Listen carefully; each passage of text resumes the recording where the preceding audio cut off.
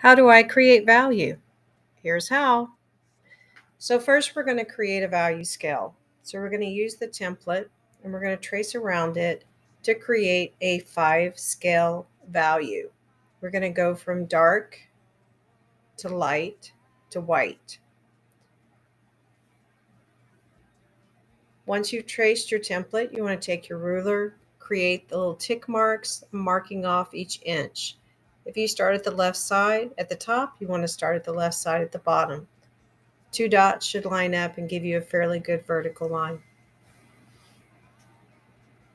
So let's talk about the definition of value. What is value? Well, value is in every object. We see it with anything that we shade. So value is the lightness and the darkness of an object. So let's learn how. It's really important how you hold your pencil. We want the pencil on its side so that we can shade using the side of the pencil.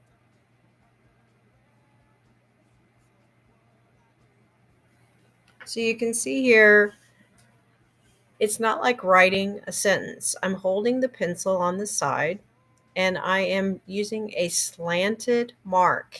And it's just not one mark, it's 2, 3 to get across. I don't want scratchy lines, I want smoothness. So I want to move and overlap each time. So you can see there I filled the rectangle. And what I'm going to do now is I'm going to turn my sketchbook so I can go in an opposite direction. It's called cross hatching. But by layering in a different direction, I'm going to be able to create a darker value. And as you practice this, you're going to see that your value should be smooth unless you are trying to create some sort of texture. What you don't want to do is use your finger because you don't want to smudge, because that just leaves grease on your paper. So now I'm going back for a third layer, and as you can see, the layers create the darker value. So it's not how hard you press, it's how you control it. So I'm marking my value scale with dark, medium, light, and white. That's the stair stepping that we're after. So again, I'm going to go through the same steps. I'm going to use a slanted mark and I'm going to work my way across so that I have a light value. And then I'm going to crosshatch, go in a different direction, and start to build that value up. Now, if when I get my medium dark and I think that my dark isn't dark enough, I'll go back and I'll add more value. So it's not that you're one and done. You're creating value through multiple layers. So the medium should be getting a little lighter. And then the light, of course, is your lightest. And this is the one most people struggle with. So that's why what I've suggested is if you have the F pencil, it's a harder pencil. It will allow you to shade softer.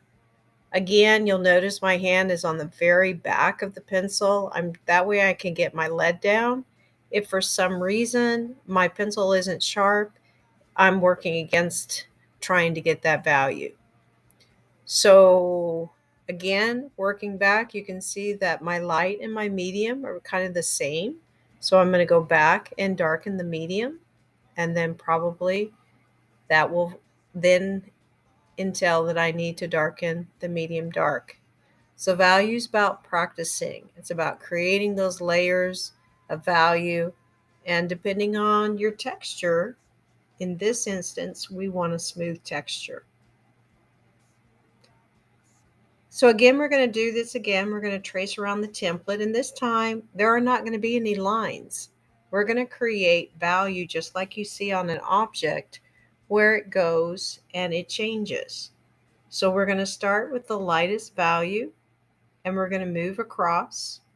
The flow, we want it to all flow together so it's feathering together. And so this time, when we get to the other end, it should look like it's fading into white. We don't want any lines anymore. We don't want to see where it stops and starts. We want to see that it's a continuous flow from dark to light.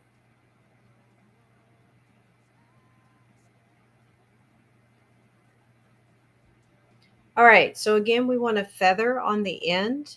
Again, feathering means that the end is more uneven. If you stop abruptly, then that's going to create more of a stripe. So again, feather the edge, do not make a hard line. Now I'm going back in and I'm creating more value. I want that transition from dark to medium to light to white.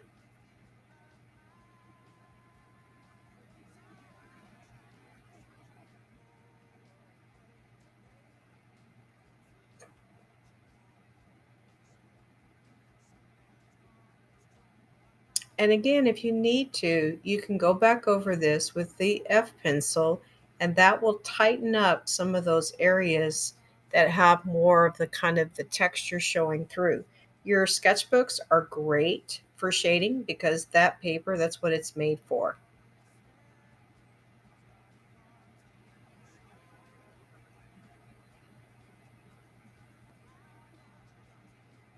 So again, as you're practicing this, you're going to figure out your pencil pressure, you're going to figure out how to feather it better, and you're going to understand that shading does take a little while because you are layering.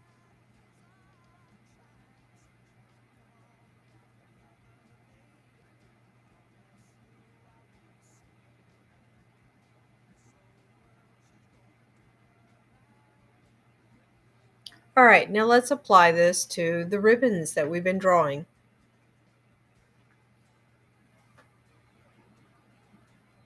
So here can see that I am starting again with the F pencil, which is my lighter pencil. I want this side is getting more light, so it's not going to be shaded as dark as the inner side. I've got a scrap piece of paper underneath my hand because I don't want to smudge my drawing. You don't want to have to do more work. So you want to take that preparation in the beginning and make sure that you're keeping your drawing as clean as possible. Where those connections are happening, you're going to have a lighter side and then you're going to have a darker side. So you can see there on my dark side, I'm going back and again, I'm adding more of the value so that that darkness just keeps getting more intense. Contrast is pushing those. You're pushing the darks and you're pushing the lights so that what you're drawing, whatever it is that you're drawing, looks more 3D.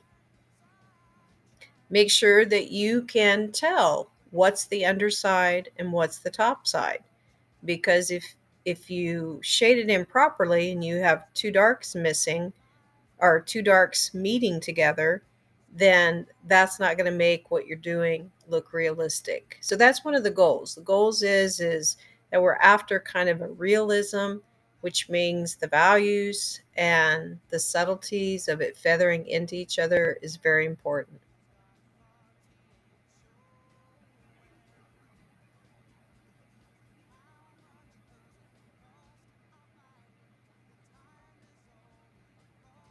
So notice I'm turning and I'm trying to shade with the flow of the ribbon because it is curved.